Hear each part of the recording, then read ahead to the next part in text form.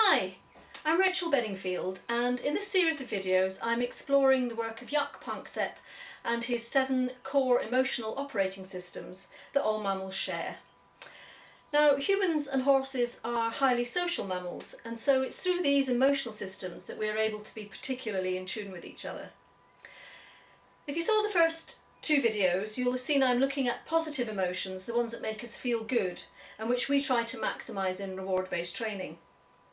The first one I did was about the seeking system, which is set up for us to be curious about our environment and to get up and go and look for rewards.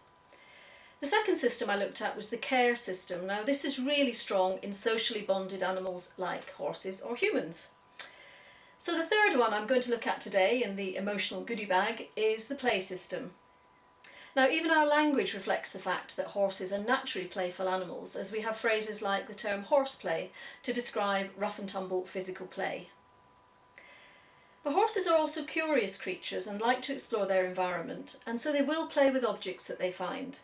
Now, this is really helpful for us as we want them to accept objects like saddles and rugs. It's less helpful when you forget and leave your jacket in the stable and come back the next day to find your horse has had a wonderful playful time ripping it to shreds and stamping on it. Now, we all know that play is highly important for the development of young animals. It gives about 2 main functions, and the first is to strengthen them physically, and so you'll see baby foals doing an awful lot of running around as they strengthen themselves. It also helps them to develop the skills they need for living life. And again, in young foals, they'll do a lot of jumping to the side and spooking and shying so that they can dodge predators that are attacking them. But in social species such as horses, play also facilitates the social bonds. It helps them get to know who their friends for life are going to be. It helps them to learn who are the stronger ones and the faster ones and the ones that they might treat with a little bit more respect in the future. So play is a really important foundation in all animals, and it's something that we really love to bring into training right from the beginning. Play happens quickly following restriction. So you'll be familiar with this kind of play from horses who've just been turned out. The whole herd is having a good old run around and bounce together. Playing together as a herd like this reinforces the social bonds, but it's also got that competitive edge. So it's a bit more individualistic than care system behaviours, but it's also much higher energy, of course. One of the interesting things about this type of running play is that it's often instigated by mares, and certainly they are as involved in it as the males are. But other types of play, as you'll see later, the kind of bitey boy behaviour play, are rarely seen with mares. As you watch this, you can see them perform display behaviours within their play. They're elevating, arching their necks, lifting their tails and performing lovely dressage moves and airs above the ground. It's easy to see the connection between this sort of showy off play behaviour and the kind of moves we are looking for in dressage. Moving this way is intrinsically rewarding. It simply feels good. But they're probably also getting rewards from the responses from their herd mates. After all, you can't show off without an audience to appreciate it, and you do need slower friends to prove that you're the fastest. One of the interesting things about the play system is that it's closely related to the care system. We play most with the people we care about, our family and friends. This piece of film that you're watching now follows straight on from the care film I showed in video 2 of this series. Here you see 2 of the geldings who've just been mutually grooming, starting a good old boy bitey game. One has just seeged into the other. And then this seeks into a chasing game involving little Copper. Now, it may look as though Freckles, the Appaloosa, is being aggressive to Copper, the Shetland, but in fact they are evenly matched, as Copper can easily chase Freckles off a pile of hay if he wants it. And as you'll watch, you'll see that their muscles are really relaxed. There's no tension, as there would be if this was an aggressive attack. These are just boys having some fun together. You might wonder how to get some of this high energy play into your sessions with your horse and yet stay safe yourself. Getting behaviours on cue strongly is the foundation, so your horse knows the rules of the game, such as keeping a safe distance from you. We often start to teach this in protected contact, meaning from behind a fence or around our famous around a round pen, where the horse is on the outside of the round pen and you're on the inside. In this film, you'll see how you can develop this high energy play using this technique. Lorna no longer needs the round pen to keep Bobby out, as he knows the game of jumping the jumps and stopping at targets. She's got those behaviours strongly on cue. It's clear both he and Lorna are having lots of fun, and this is a great way to be able to play at high energy levels nice and safely. And at the end, Lorna has a cuddle and a groom with Bobby, showing that you can go from high energy to calm really quickly and reinforce the bond between you with play. A lot of the play we do with horses involves using objects. And although horses naturally live in wide open plains where they don't encounter many objects, and certainly not in the way they encounter objects in the domestic environment, this little film shows you that object play is still innate and is a natural behaviour.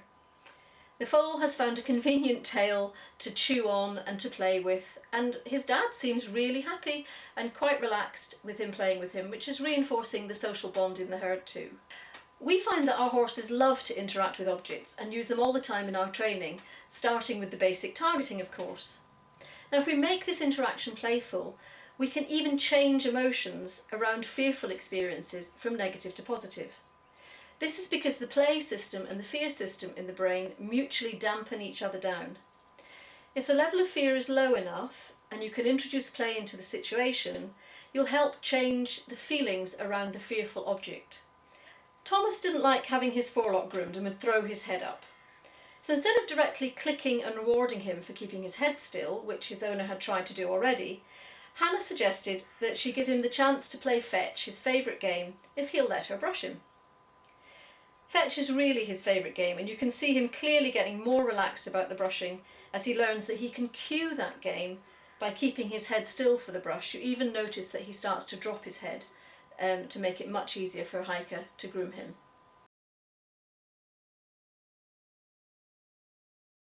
So the boundary between training and play gets very blurred with reward-based training, and this is great. It really doesn't matter to your horse whether it's a soft toy or a bit he's grabbing. He's enjoying learning the skill and playing the game. Now, in the academic world, there are many different definitions of play and there's lots of argument going on. But our definition is that you, the human, are laughing and smiling, and that is the key to your horse's relaxation and fun too. This is because there's been really interesting recent research in two directions. One of them is showing what is called a strong heart-face connection. This is via the vagus nerve in mammals. And it means that if you're smiling and laughing, you will be lowering your heart rate, lowering your blood pressure, and lowering your internal blood cortisol levels. On the other hand, if you're frowning and concentrating hard to achieve your goal, the reverse happens. Your heart rate starts to go up, there's more tension that comes into your system. Another set of research recently showed that horses are very well able to recognise human faces from photographs as to whether they're angry or happy, and they will move away from the photographs of angry faces and be much more relaxed in the presence of faces of happy faces. The sad thing is that they actually reacted more strongly to the angry faces than to the happy faces, and quite a lot of us look quite angry when we're concentrating. I mean, I for one can even look frowny when I'm relaxing. So it's really important that we smile and laugh and make things fun for ourselves so our horses can relax and enjoy the interactions too. And in this little video you'll see it beautifully demonstrated by Alison and Bracken, who are having a lovely time tooting the horn and playing together. Yeah, look! Brilliant! Now, we use play all the time in connection training. It builds on the seeking and care systems, and the three together are the foundation of how we teach and why our horses enjoy our learning with us so much and we have such great results. Everything becomes fun, the training is playful, and you know, we get our horses queuing up at the school to be the next one in for training.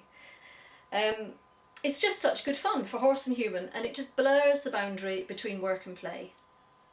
So in the next 3 videos, I'll be looking at the difficult emotions of anger, fear and grief. So be sure to look out for those videos, and I'll see you then.